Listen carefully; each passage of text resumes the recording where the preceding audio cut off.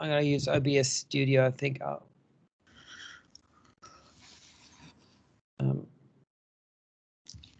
This could be for my channel as well. Let's see.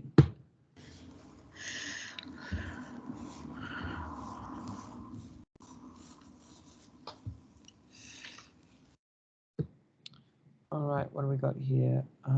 Audio. And okay, I got I got my audio being recorded. I'm not sure about your audio. Let's see.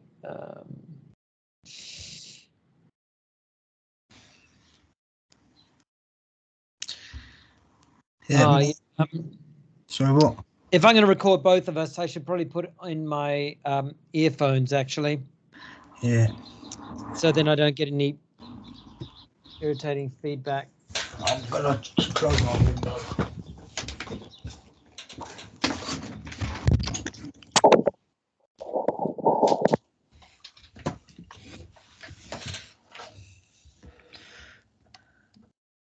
Okay, cool. So I can. Fortunately, I haven't got any.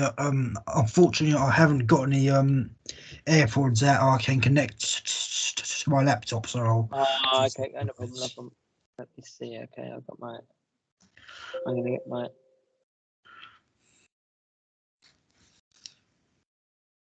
Okay, I got audio coming in there. Fine, and my mic's going out. Now I just need to make sure I've got my. I need to get another audio source going. I got my. Yeah, good. Your audio is coming in. I need to make sure my mic is on here too. So I want to make sure that my audio and your audio are both connect. We're both properly. I'll make sure that our audios are balanced. Let's see. I'm going to make them.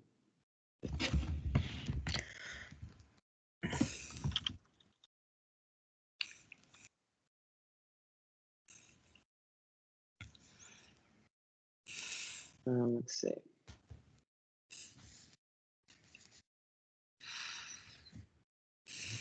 Okay, I've got you coming in and you coming in as my desktop audio. That's good. And I need to make sure I've got my audio coming in too.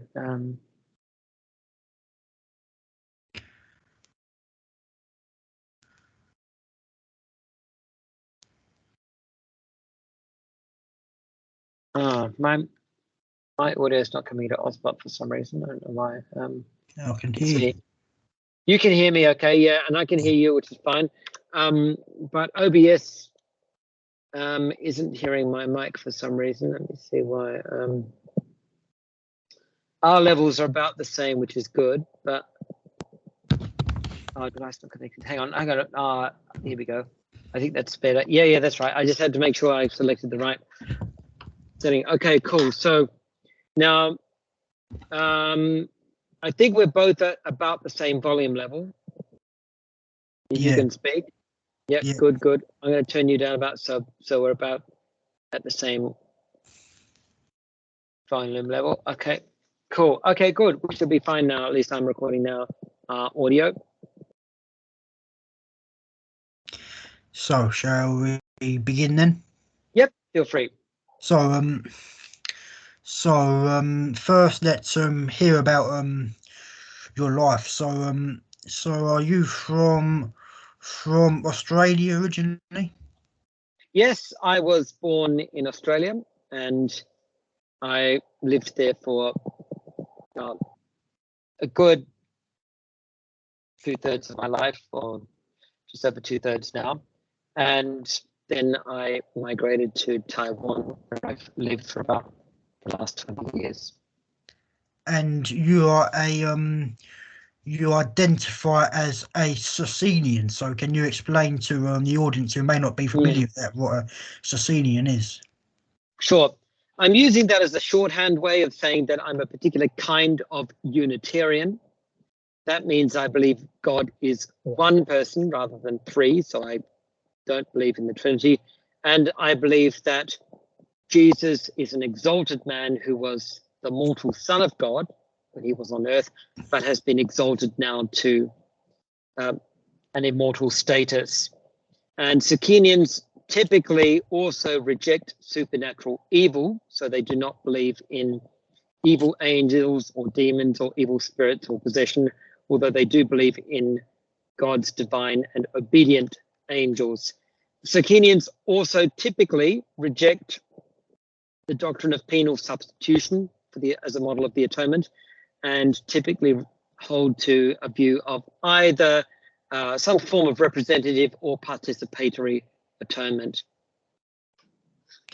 Yeah, so I'm hoping to discuss the demons question later on, Sure. but I was just wondering, do you deny the do you have any problem with the existence of evil spirits? You have any problem with the existence of evil spirits in theory, or is it just say you don't personally find it convincing? Oh no, I mean, it's theologically, I don't think that they're viable. I think I have theological reasons for rejecting them. Now, Socinians tended to belong to the Radical Reformation, or they emerged from the Radical Reformation, so they also developed somewhat of a rationalist view.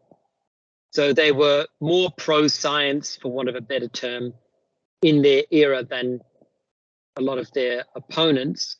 And so they would adduce what they regarded as scientific evidence against the existence of supernatural evil beings, which was not unusual because some of the Protestant groups did this as well. But that's not my primary objection to the existence of supernatural evil. My primary objection is theological, or as I would see it, as biblical. Yeah, so we'll discuss that later. So Sure.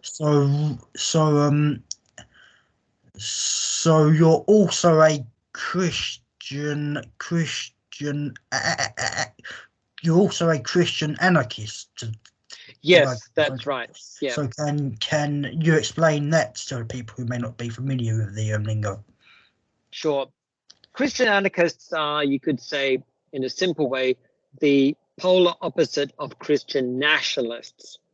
Yeah. So whereas Christian nationalists believe that it's the responsibility of Christians on the earth to set up a physical political kingdom of, basically a theocracy, a nation which is a theocracy governed by what they understand to be Christian principles.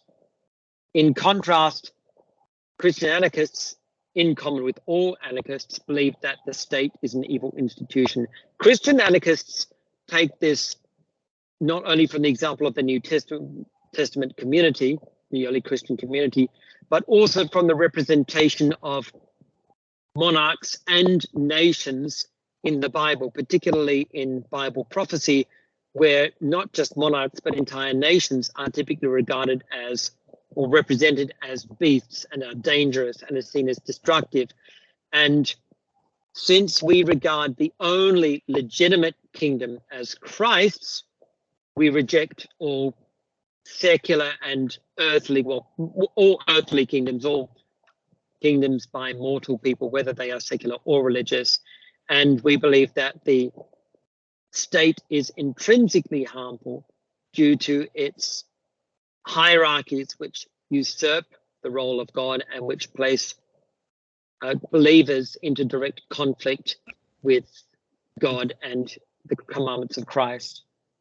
So how would you explain the fact that the Israelites had a monarchy that was given to them by God, and you even get the idea in the book of Judges that when people don't have a strong Mm. strong king, they'll just do whatever's right in their own hands. So Right. mm, Yep. Okay. So first of all, I'll address the institution of the Israelite monarchy. It needs to be remembered that this was not an idea of God, it was an idea of the people, and they explicitly said that they did not want God. They wanted to be a king they could see. They wanted a king like all the other nations. And God explicitly said to Samuel, when Samuel came to him with this request, God explicitly said that this is a question of them rejecting not Samuel, but him. So from God's perspective, wishing for an earthly king is a rejection of your heavenly king. Now, he said that to Samuel that he should give them people what they want, but warn them what they were getting. And Samuel spends half a chapter describing the evils of the monarchy, and all of those evils, of course, came to pass. So that's the first thing. And the second thing is that I believe that the description in Judges is, well, descriptive rather than prescriptive. I believe, yes, it is saying that in that time there was no king, but the point is, I don't think it's saying that there was no mortal king. I don't think it's saying what this means is if people had just had a mortal king, everybody would have behaved themselves. I think it's saying something more than that. I think it's saying that nobody recognized any authority above themselves, including God, who was their king. The fact that it says there was no king in Israel isn't just talking about a mortal king. They didn't even recognize their heavenly king. So in both cases, I see this as symptomatic of rejection of the heavenly king. Now, apart from that, the question of why don't we have a Christian monarchy today? Well, it's really simple. Christ never instituted one. And if there's one thing that Christ emphasized pretty much more than anything else, he's the only king that Christians have. And there is no, obviously, mandate for a Christian monarchy of mortal kings.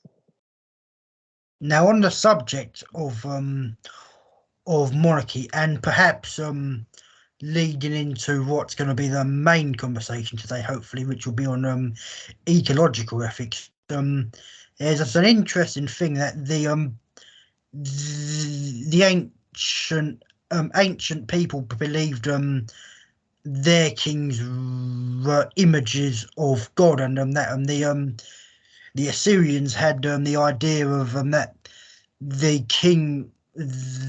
the gods would command the king to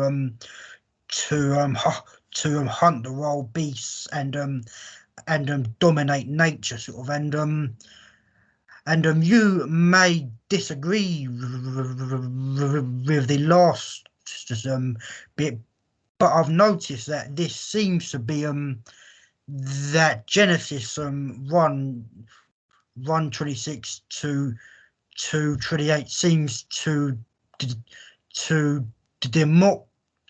democratize this. So his some kingly role as image of God is something shared by all humans, and all humans have this command to subdue the earth and all of the animals, and do you have anything to add to that? Sure. Yeah. The passage you're talking about is Genesis 1:26, and the concept is the dominium terrae. Yeah. So the idea that that humanity was given a divine mandate to rule, well, for want of a better term, coercively, or at least without consent, over the animal and vegetable kingdom. Now, I think it's significant that this interpretation of that passage isn't seen in Christian exposition until about the 11th century. And I believe that this is, in fact, very much like a number of other key doctrines or interpretations, this is a product of medieval thinking, just as, for example, Thomas Aquinas' understanding of the atonement derived directly from his understanding of God as a feudal lord to whom certain payments were owed. So I believe that the monarchical thinking of 11th century Christians is where this interpretation of that text originates from. I think it's really significant that we don't find that interpretation until, as I said, around the 11th century. And offhand, I can't recall exactly who it was who it's attributed to, but it's certainly not a passage, not an interpretation which seems intuitive, if you see what I mean. So there is a good article by a scholar. So see, I'm trying to work out what's going on in it, but I'm thinking there is a good article by a scholar called Joshua J. Van E, who he was basically saying that that the two words, the word for subdue is it means to whenever it occurs elsewhere in the Bible or in other ancient Near Eastern texts, it seems to refer to something coercive, as Right. so in like so it's a word that gets used to refer to the conquest of Canaan, or it gets used to refer to slavery. So how would you respond to that idea? Well, yeah, again, the first thing I would say is that I think that if this was a natural reading of the text, then I'd be surprised at the fact that it's absent from about the first 1,000 years of Christian exposition, even when Christian expositors were spending a lot of time in Genesis, which we know they definitely were. Now, in addition to that, I believe that is demonstrable that in those other contexts where that word is used, there are contextual considerations for that understanding of the word. So I think that we would have to look at the context of those places and find it's probably the context that's contributing to that interpretation of the word in those passages. But apart from that, I think that it's really obvious that when God finally places man in Eden, in direct contact with the natural non-human life, Adam is not given the charge to dominate the animals and to dominate the vegetation. On the contrary, he's told to be a gardener. He's literally told to till the land and to care for it. And there is no suggestion, in fact, we know from the Noahide commandments, very much there is an implication that he is not even eating meat at this point. So I would say that whatever we think Genesis 1:26 means, it has to be interpreted according to the role which man was then given in the very next chapter, as soon as he was placed in the broader natural environment in interaction with the plants and animals over which he was supposedly ruling.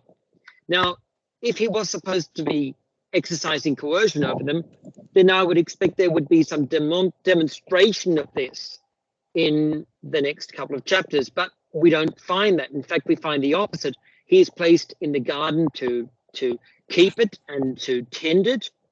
The animals are brought to him and he names them, and that's it. And you could hardly find anything, I think, in the end of the first chapter, or even throughout the second chapter, which would demonstrate that Adam understood his role as a coercive role over the natural environment and the animals in it. So I would say that, yeah, that seems counterintuitive based on exactly what happens next. I'm assuming that that some of the scholars will point out that those two passages had two different authors. two Yeah, two different authors. sure. So that might be their answer to it. But would you have any True. response to that? Yeah, absolutely. I would say that even if that's the case, which I'm inclined to entertain, although I believe that Genesis 1 to 10 is actually, or Genesis 1 to 11 is a pericope, a unified pericope, at least in its finished form, by one author. At the very least, it means that along came an author who didn't have that view and who believed that what he wrote in the second chapter harmonized quite well with what he had already read in the first. So, or vice versa. At least I think it demonstrates that there is a multiplicity of voices there, and that one of these authors, possibly even both of them, did not regard this as necessarily contradictory. Yeah, the other thing I feel I'll point out, and it's linked to the point about how this passage has been interpreted throughout history, is that I think there was a scholar called Peter Harrison. He points out that throughout most of history, Christians tended to read this passage allegorically rather than literally. So it was in the case.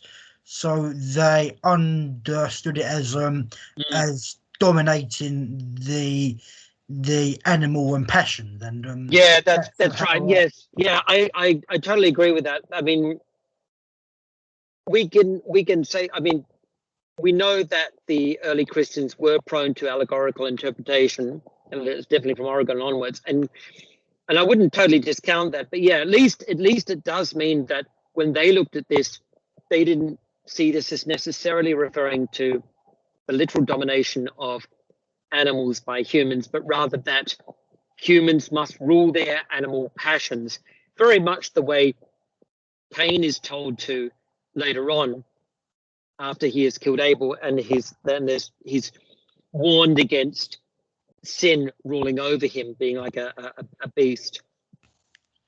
Yeah, and I was reading a book by what's his name, Richard Balcom, about Oh, okay, yep. He made the interesting point that though some early Christians like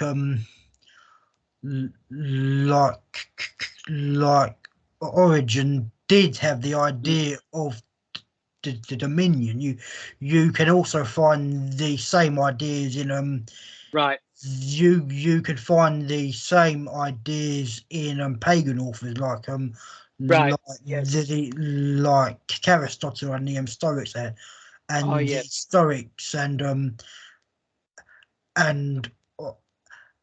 Ovid. So you don't necessarily need to get it from the Old Testament. Right. Exactly. Yeah, that's right. And I do think that the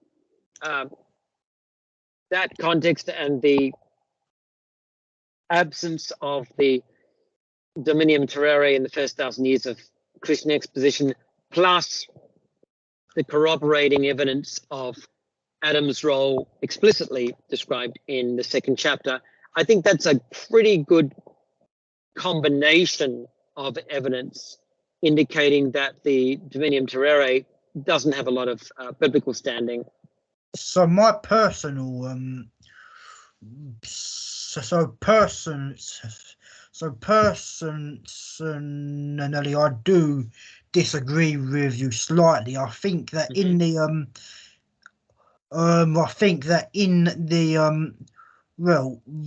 I think we both agree that the Dominion terrarium is a bad idea, and we're both Christians. Yeah, that's right. Yeah. But the thing that I will say is that when you compare Genesis 1 to ancient Near East, to ancient Near Eastern sects, it could maybe suggest that that just as the ancient Near Eastern king had the role of dominating, had the role of dominating the animals, so like the Assyrian kings like Ashurnaptr absolutely, and Shalmaneser, they would brag about the sheer number of animals that they killed, like one king called Ashur-dan II. He brags in one text that he killed over 1,200 aurochs, which is some wild cows, and yes, but it does strike me that they do on the face of it use similar language to Genesis 1, which is my problem, and I do lean towards the idea that in its literal reading, Genesis does have that idea, but it democratizes it. However, that being said, I do personally have a knack for the patristic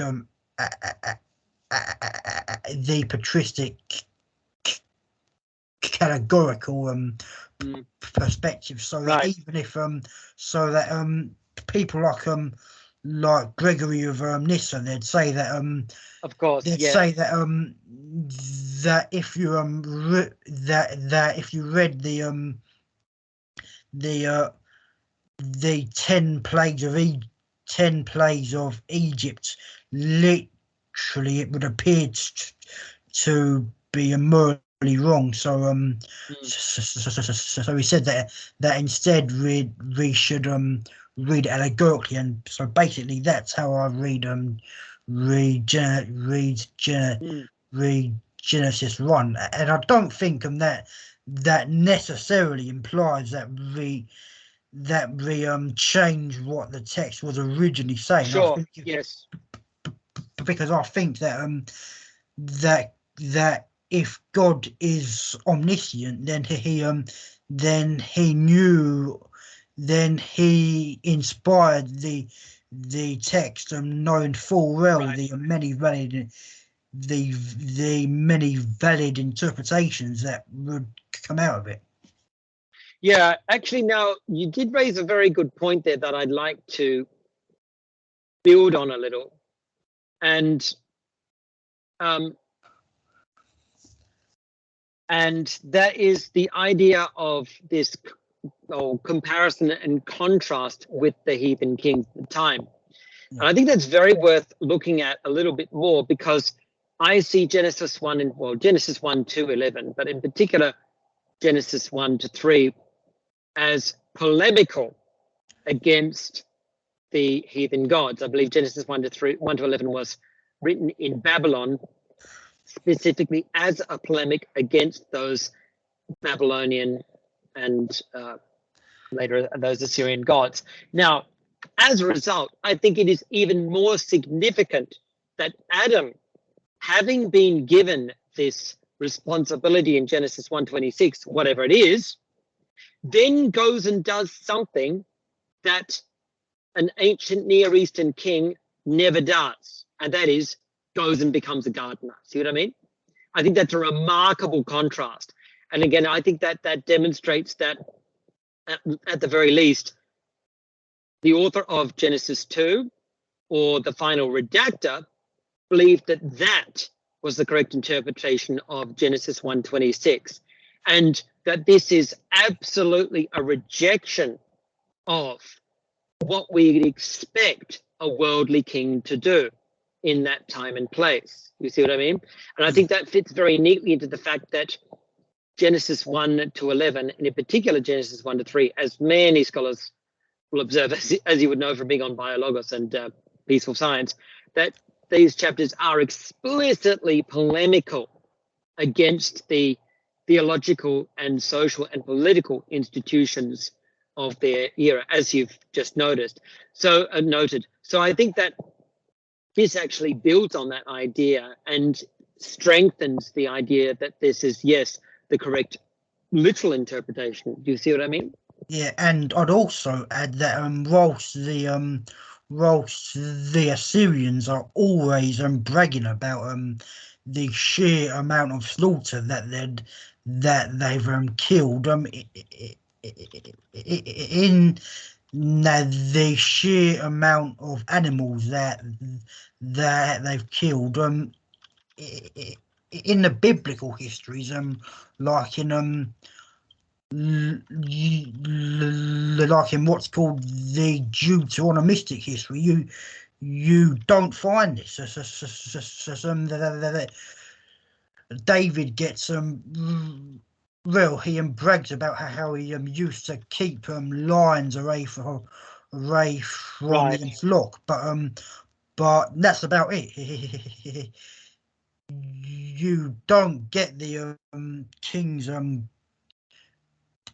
you don't get the kings being praised for killing Precisely. That's right. In fact, I think it's particularly significant that when the Israelite kings, at least when the Israelite kings are praised in terms of their leadership, that the image is of a shepherd, somebody who cares for the flock. So again, I think that all the way through consistently in scripture, there's this very strong theme of humans being indisputably, in many ways, above the beasts of the field, who are in a very real sense subordinate to them in various ways, but at the same time that the responsibility, therefore, of those humans is to care for them. And just to bring that home a little bit more, it is worth noting that one of the meanings of that word to rule in Genesis 1:26 is to plow. And I think that's really significant because plowing, of course, is literally what somebody who is tending the land, as Adam was told to tend for the garden. You see what I mean? I think that's significant. So I don't think it's true to say that this word is necessarily a word with a negative, destructive connotation. I think it can be used with a more moderate and non-destructive and even productive connotation. And I'll have to look through my resources here and do a full lexicon search and a full word search. But I thought it was interesting when I just looked at the entries here that plow or follow a course, as of the celestial bodies following their courses in the heavens, are other uses of this word. So it seems that concept of coercion is not necessarily intrinsic to the word and has to be derived from context. So I think that's worth considering. Yeah, because I get a bit annoyed by this false idea that you get from people like what was his name, Lynn Wright Jr. That that the ancient pagans got along well with nature and absolutely, and that it's only the Christians who have been oppressive and destructive and did I can't really comment on, say, I don't know, the Australian the indigenous Australians or the Native Americans, but in the case of the ancient Near East, and that is simply not true, I'd say, because they seem to be just as bad, real and worse, maybe you might say. Yeah, absolutely. Well, at least I can say Aboriginal Australians, they certainly practiced a lot of eco-friendly and explicitly very careful environmental practices. Now, to what extent these were motivated by an actual desire to, or out of some kind of affection or love for the environment as itself, is a little bit difficult to understand at this distance from them. At the very least, definitely they cared from a practical point of view, and definitely they developed quite, in some cases, quite sophisticated systems for sustainable use of their environment. So they were at least very aware of the need for sustainable practices. On the other hand, in some cases, there isn't evidence for that. For example, in the case of the coast, of some of the coastal dwelling people, they just fished and took what they wanted, and there's no indication that they were harvesting or cultivating or carefully nurturing the local populations, probably because they simply weren't going to ever make an impact, a significant impact. They may just not have been even aware of that. There's no way they had the numbers to make even a significant impact on the population. They couldn't catch enough to make a dent in the population.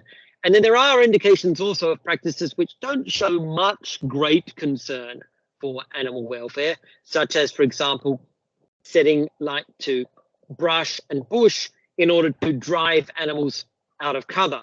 So the animals either leave their cover so that they can be speared and clubbed by people waiting for them, or they stay in their cover to try and remain concealed and burn alive. Now, either way you look at it, obviously this is not a practice intended to minimize cruelty, shall we say. And certainly as well, when Aboriginal people wanted to shape the land to their own purposes, which they did a lot through burning the land, they didn't do so with any concern about how it might affect the local wildlife. For example, how it might destroy their feeding grounds or their breeding grounds, or in fact burn some of them alive. So I'd say it's definitely a mix. Some of their practices were indisputably eco-friendly and explicitly intended to preserve the environment. Others weren't, and I think that's just pretty normal. But I'd say that they were definitely way ahead of the systematized brutality of the ancient Near East urban dwelling populations. Yeah, and you've also got to be aware that that extinctions have been going on basically ever since we emerged as a species. So sure. So wherever we went, we caused we probably caused the megafauna to die out. Europe you used to have elephants and rhinos and hyenas, and so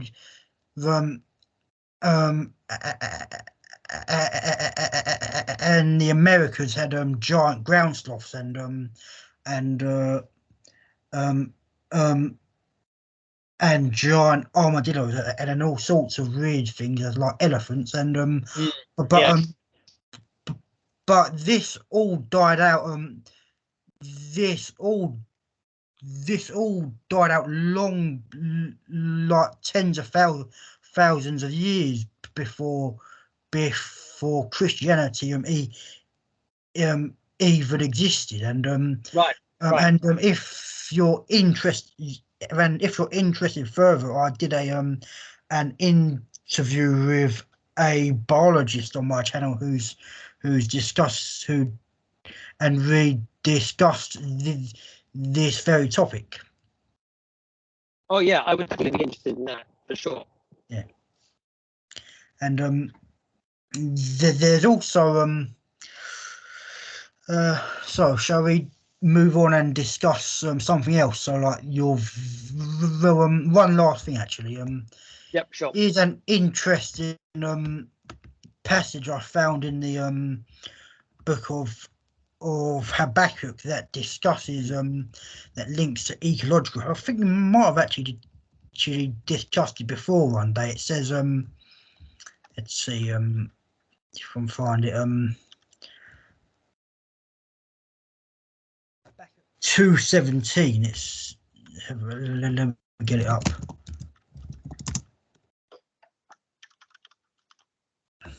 The violence you have done to Lebanon will overwhelm you, Yes. and your destruction of animals will terrify you. For you have shed human blood, you have destroyed lands and cities and everyone in them. And Yes. The last bit about the human blood is only really a it's only really a formulaic thing, so it doesn't Right. really matter. But it mentions the destruction of animals as a bad thing that the Babylonians had done. So what you've basically got here is the Bible is criticizing the ecological destruction of the Near East head on, you might say. Right, exactly. Yep. So let's move on to your views on demons. So how did I'm aware there's two ways that ancient Jews thought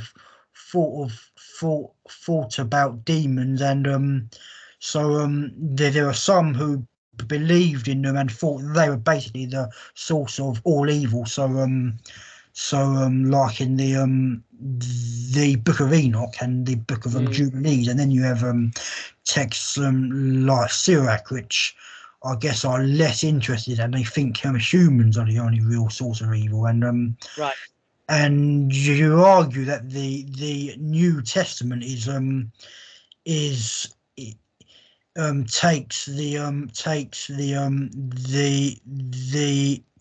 the latter view. So can you explain Sure. explain your interpretation of New Testament demonology? Okay, sure. Yeah.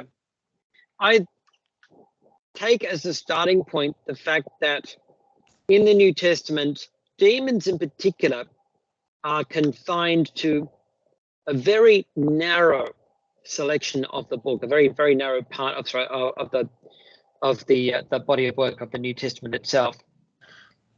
We find them in the Synoptics almost exclusively.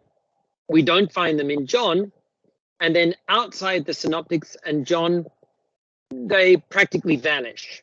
And in fact, not only do they vanish, but Paul completely dismisses them. He disregards them as nothing but idols in the imagination of men. And theologically, in the rest of the New Testament, nobody has a use for them. I think it's particularly important that we see this shift taking place in the Gospels, from the Synoptic Gospels to John, for example, which we know is written for a mature audience. And those first Gospels, those Synoptics, are quite obviously written as catechetical aids for teaching people the gospel and for instructing new Christians. But John's gospel is very different. It's for mature Christians who don't need to be told things that everybody already knows. And I think it's very significant that the most theologically mature of those gospels literally has no need for demons, in the same way that the rest of the New Testament has no theological use for demons, such that, and I think this is particularly important, especially when the roles, the ecclesiastical roles, or the ecclesiological roles, I should say, are being described, including those involving supernatural powers, such as prophecy, there is no role of the exorcist. And although hands are placed on people, it is always for healing or for passing on of the Holy Spirit in Acts, but not for exorcism. So I think that's really significant. And I agree with those scholars who believe that the New Testament indicates a shift. Even 12:3, for example, who believes that there was some kind of understanding of demons in some kind of traditional sense, grapples with the fact that there is this very obvious shift in most of the New Testament to a disregard for these beings, which he acknowledges is carried right into the 2nd century. And I've written a paper on this myself, the lack of interest in demons and evil spirits and evil angels, and their similar absence from and lack of theological role in second century Christianity. So apart from Acts and the Synoptics, and of course we could take Luke, Acts together if we wanted, for the sake of the argument, there is just no theological role for them. Unlike everything else, there's a theological role for everything else in Paul's theology, in Jesus' theology. But Jesus' hamartiology, his explanation for the origin of sin and evil, that is the original origin of sin and evil, the contemporary cause of sin, and the remedy of sin, is, I believe, entirely anthropological, or forensic, as it's sometimes called.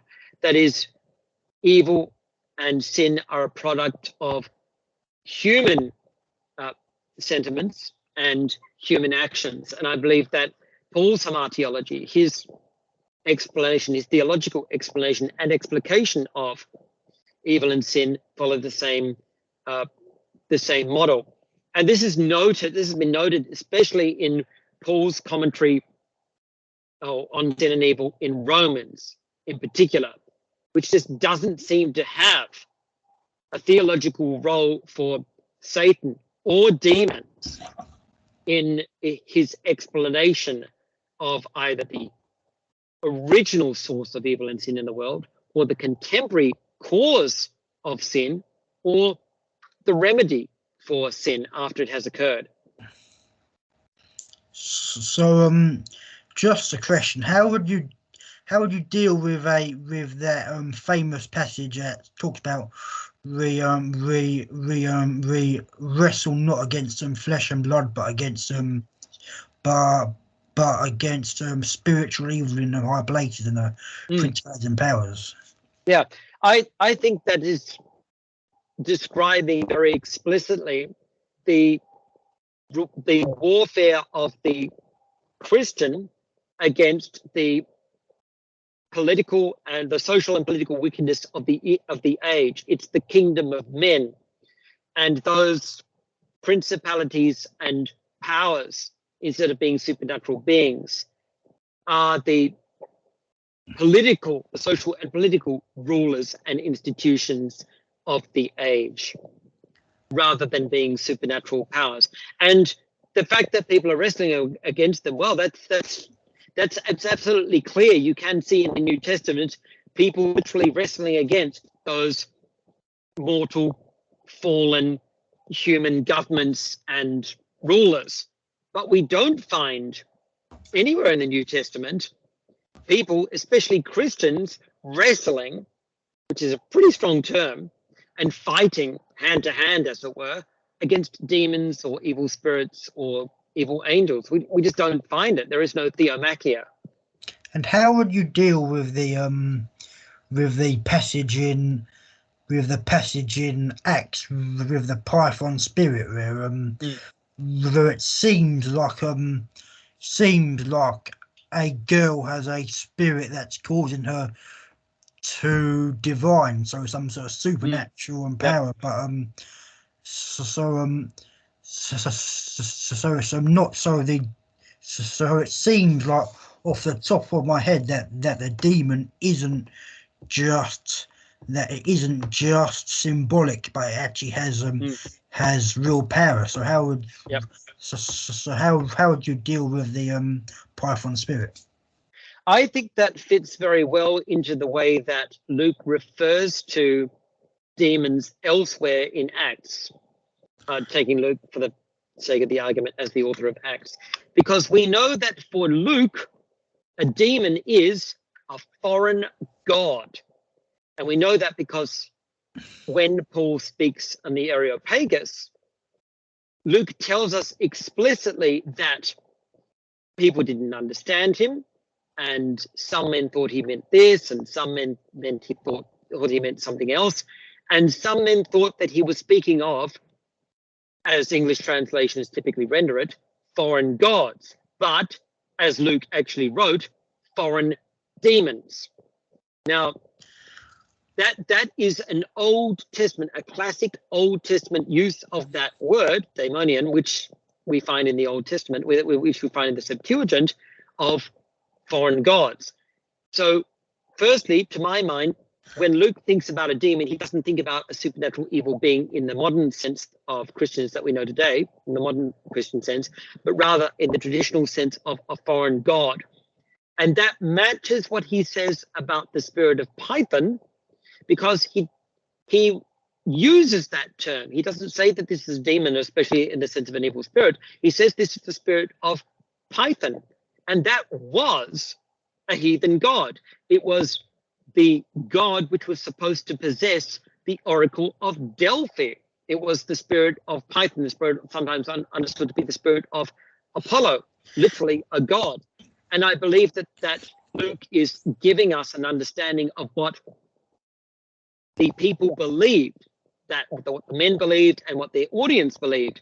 They believed this woman was possessed by the spirit of Python, which makes sense. That's why she was able to, as far as they were concerned, prophesy, because the spirit of Python, the Delphic oracle, the spirit of Apollo was that god who could give you prophecy.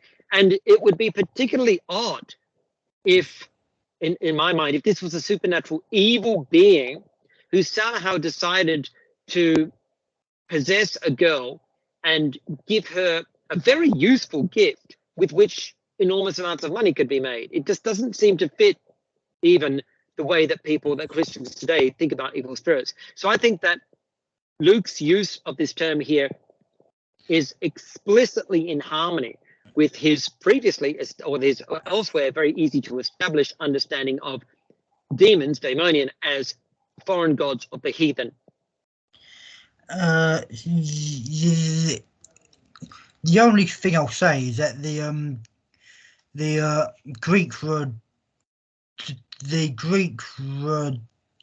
daimon, I think they refer to spiritual entities. They don't, like, they tend to refer to, basically, I guess the closest thing in English would be a fairy, more than a demon. So I'm like, it's it's an entity that isn't a that's right. Neither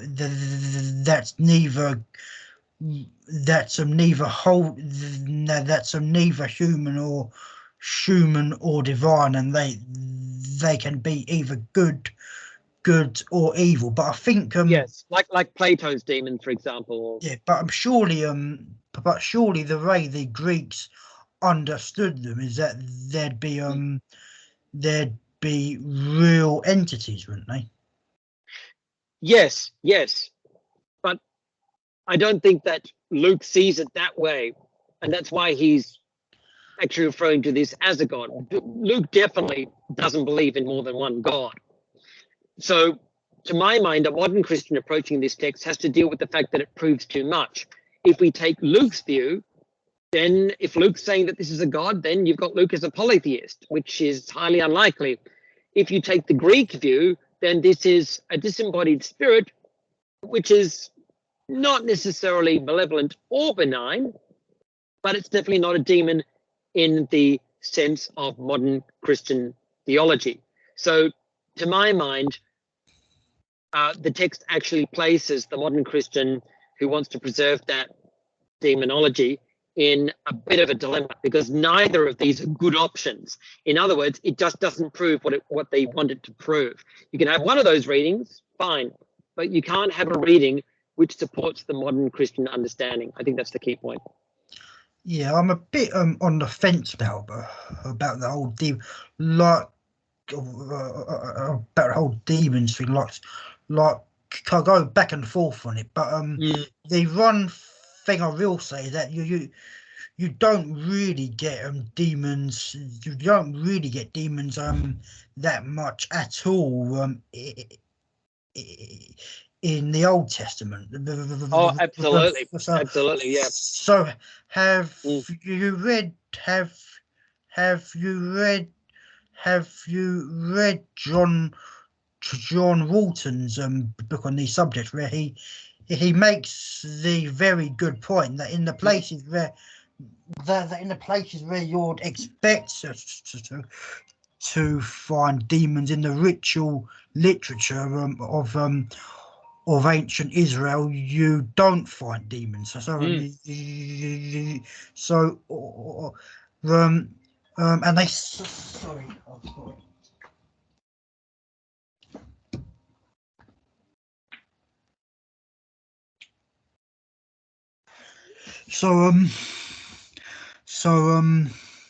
So in the places where you expect to find demons, which is like in the book of Leviticus, you unfortunately don't find demons. Right, absolutely. And I have read Walton's work. I think it's very good. I don't think he goes far enough, but I think he's going as far as he thinks his audience can take it, can stand. I sympathize with that. But I think that this is actually an argument I make myself, that neither the Old Testament nor the New Testament. I've got to come back. Oh, go ahead. Be back in a minute. Yeah, no problem. Take your time. Take your time.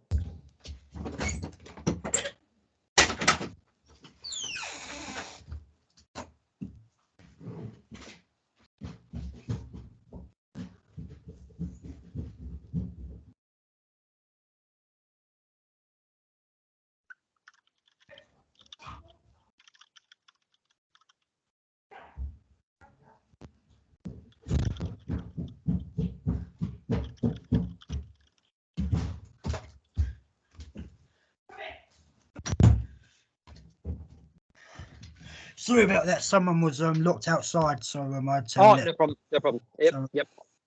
Yeah, as I was saying, I think that Walton makes a very powerful point there, and it's the same point I've made myself, that from my understanding, neither the Old Testament nor the New Testament have a theological function for demons. And I think that's extremely significant, because we know that demons do have a theological function. That's the whole point of having them. And that's what I meant when I said, when we look at, as I understand it, when we look at the hamartiology of Jesus and Paul, I wonder if I could actually share my screen with you. It might be useful. Yeah. Hopefully you can see this on screen now. I wonder if I can turn off these slides.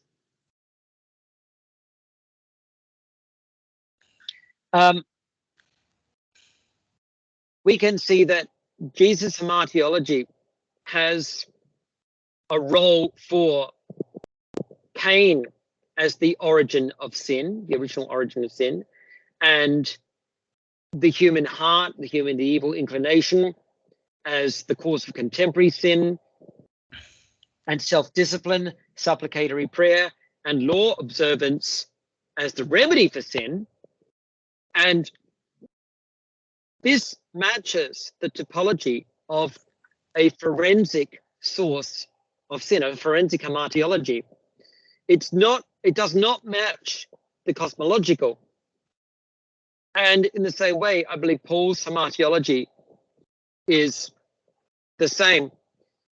He identifies Adam as the origin of evil and sin, and the serpent's deception of Eve, but he doesn't identify the origin of sin as supernatural. Likewise, the contemporary cause of sin, he attributes to human adversaries or the evil inclination in the human heart. The remedy for sin is self-discipline, fellow Christians, supplicatory prayer and divine assistance. And from what I can see, this matches the forensic typology of hamartiology rather than the cosmological. So I think it's extremely important that, as I see it, neither Jesus nor Paul have a theological necessity for a supernatural evil being called Satan, or a supernatural evil Satan, or demons. And I think that's really significant because, as Walton notes, when people do have a theological necessity for them, they are there because that's the whole point. They have a particular function. And when things are happening in the text which are explained by other people with that entity, and they're explained in a different way by the Old Testament or by Jesus or Paul, then we have to ask ourselves, well, this doesn't seem like they have a function for those beings. Certainly doesn't seem like they need to explain evil and sin with those beings. In which case, what theological function do demons have for Paul and Jesus? I think it's incredibly significant that Jesus never diagnoses anybody as possessed by a demon. People are always told by other people that they have demons. Jesus never diagnoses, he never says, oh, don't worry, he's got a demon. That's the problem. Oh, this guy, yep. Demonic possession, that's his problem. Let me sort that out. It's always other people who make that diagnosis. In fact, I think James Dunn and Twelfthtree in their book acknowledged that there is no demonology in the New Testament, just as there is no demonology in the Old Testament. Even Twelfthtree, I think, in some of his other works, acknowledges that the New Testament just doesn't seem interested in figuring out what developing this demonology. And I think one of the reasons why is because it just doesn't have a need for it. It just doesn't have a function in the hamartiology of the New Testament, particularly in Paul, and I mean, especially in Romans. I think that's just, and I think that is a big gap which needs to be explained. If Jesus and Paul did believe in Satan and demons, then it has to be a functional part of their theology, particularly their hamartiology, in which case, what function does it have and where do we find that? And also, sorry, no, that's right. You keep going. I'm going to look for another slide. Keep going. I was just wondering, why does the New Testament mention demons at all, in your view? Why does it? Yeah, very good. And I mean, so I believe that in the case of the two of the synoptics, Matthew and Mark, it's partly accommodatory because these are texts which are being used as basically preaching literature for non-Christians or for Christians who are still developing in their understanding. So it uses a language that is familiar to them. And at the same time, it tries to shift their perspective by never diagnosing anybody wrong, at least having Jesus never diagnosed anybody as demonically possessed. And then, of course, we have Luke, who actually explicitly identifies demons as the gods of the heathen who, as more mature Christians realize, don't even exist. And then by the time you get to John, as has been recognized by many scholars, they're just gone. That's it. They're gone. I think there's a very clear progression there. So I would say that it's a natural process of what we would expect when you're approaching people who are in a socio-cultural context where these words do have a particular meaning. Then and they're used with that meaning. And the first point is to show, okay, well, let's assume there are demons. Even if there is a demon, Jesus is greater than the demons. The next stage is to bring them to the idea that demons are just the false gods of the heathen, as I believe Luke does. And the next stage is for someone like John to say, living in a world that just doesn't have demons. And that's John's world. So I think there's a clear progression there. And that's why I believe, as is demonstrable, demons just vanish from later Christian literature. The further we get towards the end of the New Testament, and even in the first century and the early second century, it is gone. And that absence of Satan and demons and this tendency to play them down has been commented on by a number of scholars, again, even by Graham Twelftree, who says it's remarkable. It requires explanation that the early second century just doesn't seem to be that it is gone. Where are they gone? What happened to them? I think that's really significant. And again, that's why I wrote my paper, which was published in a Swedish journal, precisely providing an explanation for that phenomenon in the second century literature up to the first half of the second century. And I think that's why we can find not just an absence of these entities, but an actual active diabolism. It is that Christians have found alternative explanations and they just don't see a need for them. They actually reject those beliefs. And how exactly? So how and when did this all change? When did the realist view of demons start to win out, and why did that happen? Okay, in my paper I identify it as starting in the second century and becoming more developed towards the end of that century, and it's a response of, in particular, some of the key Greek-speaking Christians, particularly Justin Martyr. We find a lot of firsts in those mid-second and late second century theologians.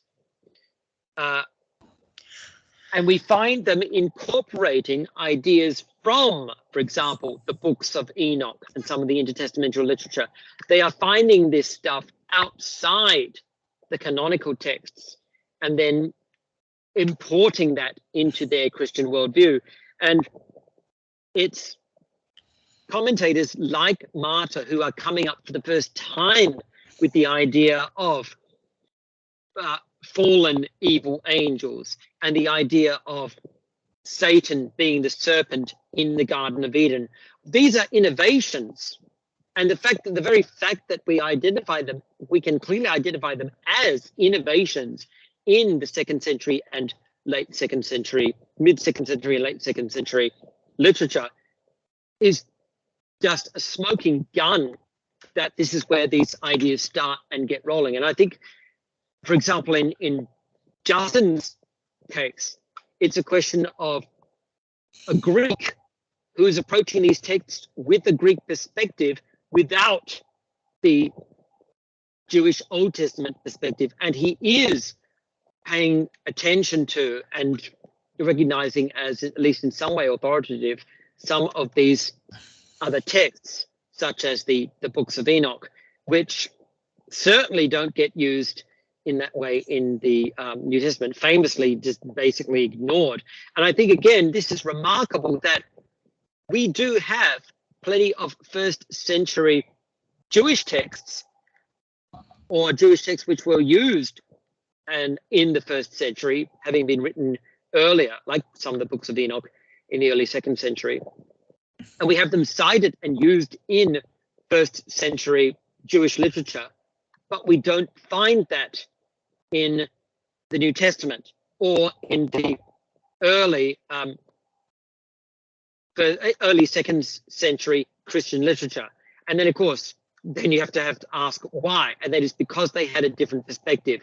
And I believe that Greeks such as Justin, who's wrestling with the idea that God could have a son who wasn't physically sired by him in the way that Hercules, not Hercules, let's say Ares and the sons of Kronos were, for example. He's wrestling with the idea that a god can have a son without some kind of act of physical procreation. And he's trying to understand this. He just doesn't have the right paradigm. He's trying to fit it into a Greek paradigm. And I think he's automatically looking at demons in this way. Nevertheless, we do see a very obvious turning point, because even in Justin and some of those other commentators, we still see them saying, yeah, demons, yeah, that means gods of the heathen. That means the gods of the heathen. So they are still preserving that Old Testament usage and the New Testament usage. But it's then Martyr who goes one step further and says, but they're not just the false gods of the heathen. They're false gods because they're really evil angels. In the Old Testament, they're false gods because they don't exist. In Paul, they're false gods because they don't exist. In Martyr, they're false gods because they are evil angels. So I think it's the angelology it's the Enochian angelology, which Martyr imports, that has this huge influence. I think I'll have to look up my paper, but I think there's a lot written on this by I can't remember now her name, just escapes me. There's a particular scholar, very, very good on early to late Jewish and early Christian Satanology and Demonology. I'll have to find her. I'll have to find her name later, but she brings this up particularly well. So just a few more questions, because I think I might have to go and do other things soon. Do you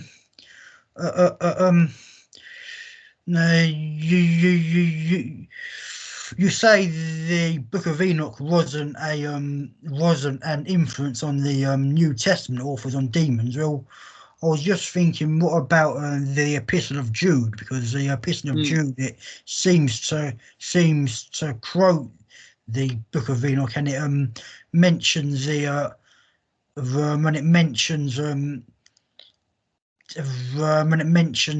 idea of the angels who kept not their first estate, and they sinned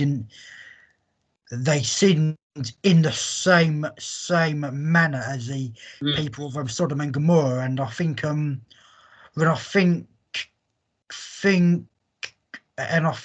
agree with the likes of Michael Heiser that this seems to be referring to the Nephilim story.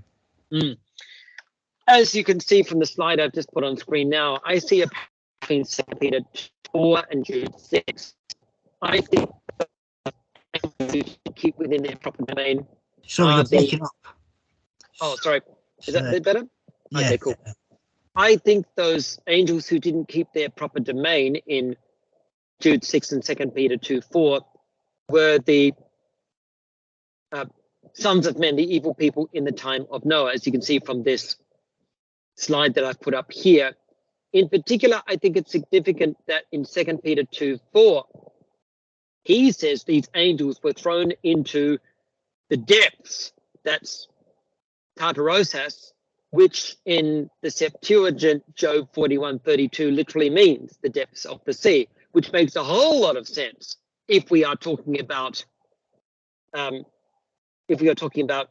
mortal men dying in the flood. Then both Jude and 2 Peter 2:4 say they are locked up. They're locked up. That means right now they are not going anywhere, and they are being kept until the judgment. Now, in Enoch, there are angels which are bound, but they are let out. And then, of course, the next thing that Peter goes on to mention is the flood. So I don't think that Jude actually cites Enoch when he's talking about the evil angels. And Pierce here, and this is very detailed review of this literature, says, having looked at the many sin and punishment traditions concerning angels, giants, spirits, and humans, the present study finds that individually none of them provide the background to Peter.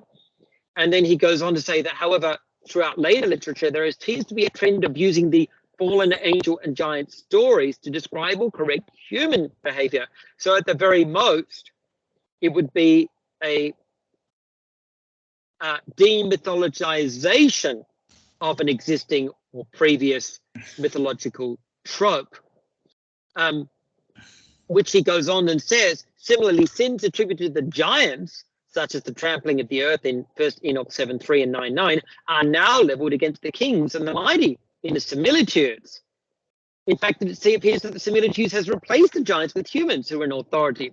So even within Enoch itself, there is a trend of recycling and demythologizing these sources to the extent that later on these are understood as humans. So Halton here says the only earlier evidence that might betray some unease with 1 Enoch might be 2 Peter, which retains the content of Jude 6, the fall of the watchers, but omits explicit reference to Enoch. And then Schelker even goes on to say that Peter is demythologizing Enoch if he's using it at all. So that's the way I see it. It's, even if it's a use of an existing trope, it's a demythologizing use, because I think that Peter in particular explicitly bases this in the context of humans who died in the flood, which is why he says that they were destroyed and thrown down into Tartarus, the depths of the sea. And it's not just my interpretation. I can't find it now.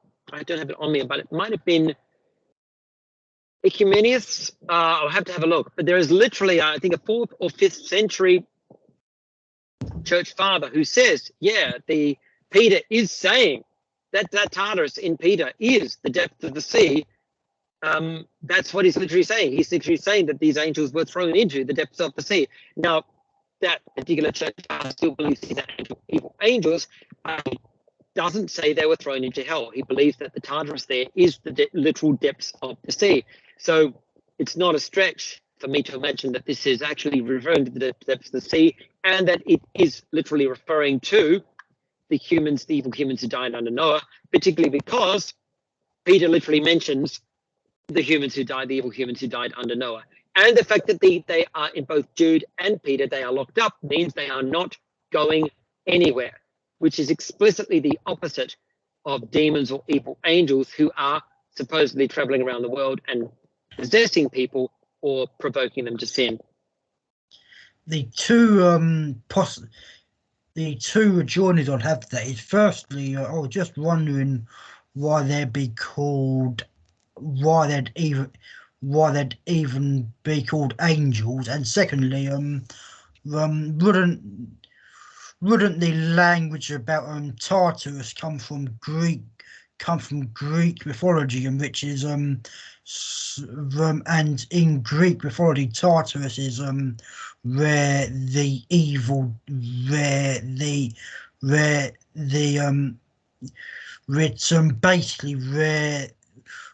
Zeus keeps the god to who he's defeated, and I think that sounds quite like. Yeah, like Prometheus, for example, and the Titans. Yep. Okay. Now, yes, but at the same time, then that creates extra work to demonstrate that that is the paradigm through which the 1st century Jew Peter is reading this, as opposed to the 1st century Jew Peter reading this through a Jewish paradigm and with the Septuagint in mind. You see what I mean? Yeah. So I think that you can get there, but you need to do a whole lot of extra work to get there. And I think that you need to do that work before you make that connection. So to my mind, it just creates a lot more work to do in order to get there.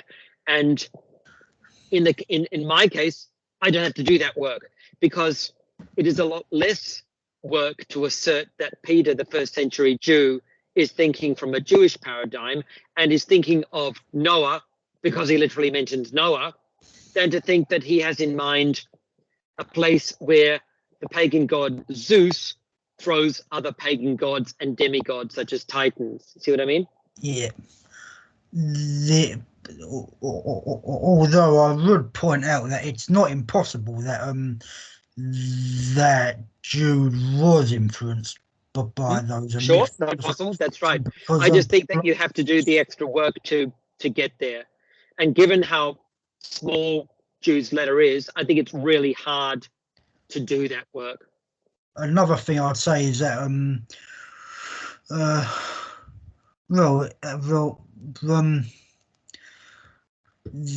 it looks to me like there could be possible Greek influence already in First Enoch. So like you get the idea. It's only really an obscure idea, but you get the idea that the angels were created from fire, which I think is exactly how Plato describes the gods in the Timaeus. So it's not impossible that the Book of Enoch already was Greek influenced. Sure, it's quite possibly borrowing at least from some Neoplatonism, definitely. But again, I think that illustrates how more remote it is from the context of the New Testament, which is never concerned about the origin or roles, in stark contrast to other literature of the time. I think Ferngren has some really good comments on this in particular. Ferngren and a couple of other commentators note that Jesus' understanding of demonology, insofar that he had one, just doesn't seem to match that of his contemporaries. And again, I think that's significant. Yeah, I mean, let me see here. I mean, yeah, this is one of James Dunn and Twelfthry I referred to previously. The absence of any fixed designation indicates that the New Testament writers had no clear conceptualization of particular entities. A clear conceptuality of demons, therefore, does not emerge from the gospel evidence. And there is evidence there was no real concern with demons as such, or to answer the question, are demons? Then Brown goes on to say the same kind of thing that I do. Even Dunn and Twelfthry say that Mark 9 is probably just referring to epilepsy misunderstood by ancient people. And Twelfthry asked the question, why does the 4th century disregard Jesus' exorcism so completely, which is radical? And then says that examining the New Testament data over time, there appears to be a diminution of interest in exorcism. And my explanation, of course, is for that the later material was written for more mature Christians who just didn't have that belief. And then I think Beckett's, as I said, Ferngren in particular, who says that in, I can't remember the quotation now, but who says that Jesus does not appear to have shared the demonology of his Palestinian counterparts. But I can send this to you later if you like. It's also in the debate that I had on my which you'll find it on my channel with Anthony Buzzard. Oh yeah. So one last thing, what are your thoughts on the idea that that the Second Temple demonology was influenced primarily by Judaism's interactions with Zoroastrianism, and is that why we don't find it so much in the Old Testament? Because one thing that I have noticed is that one of the well, for us Catholics, this is part of the Old Testament, but you get the demon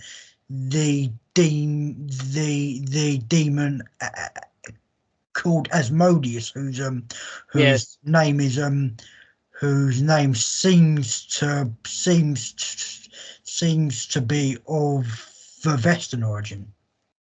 Yeah, I wouldn't be at all surprised. We definitely see after a particular point, there's an emergence of this literature.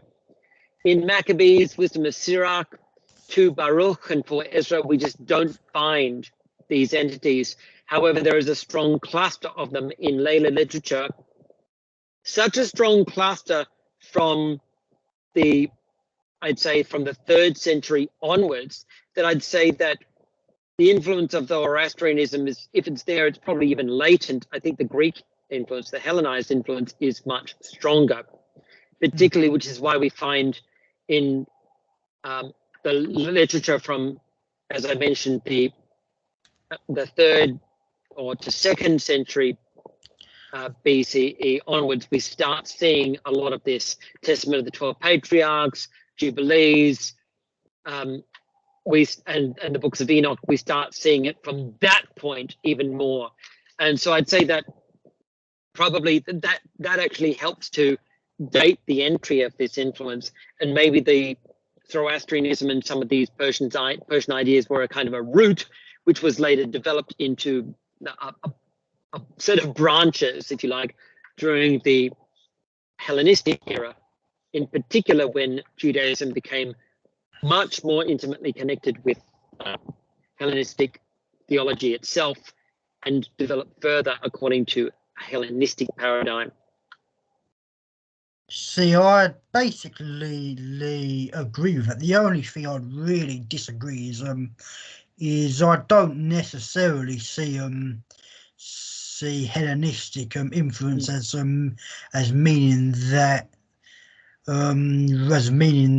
it's a bad understood. Yep. We should discount demonology completely, because it's because the church fathers like Eusebius, they always had the idea that God had used had used certain ideas to pave the way. Right. And also there's a lot of ideas that you find in Greek philosophy that you don't find in the Old Testament that are nonetheless true. So the obvious example would be that the Earth is a sphere, stuff like that. Yeah.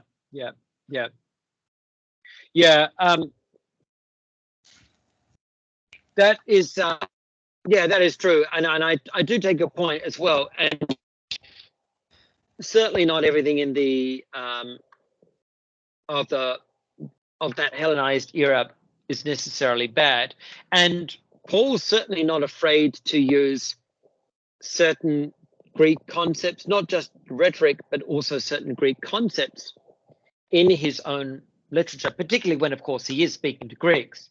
And he quotes some Greek. Yep, absolutely. Yeah, he's not.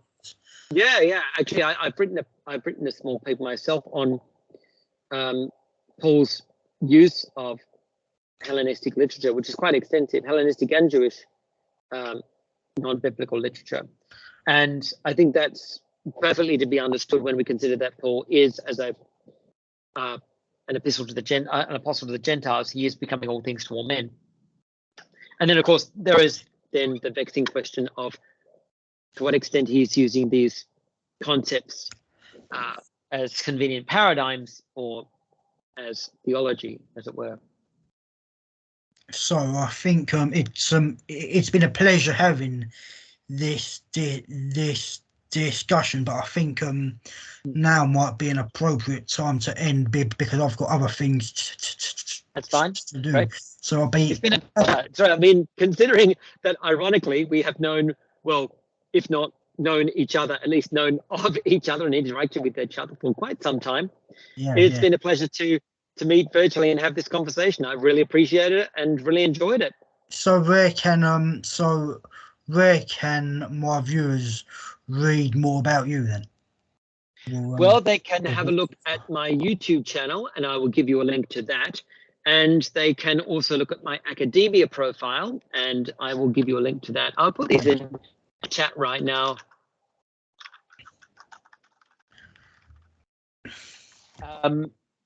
I'll give you a link to both my channels, my Radical Reformation channel and then my history and leftism channel,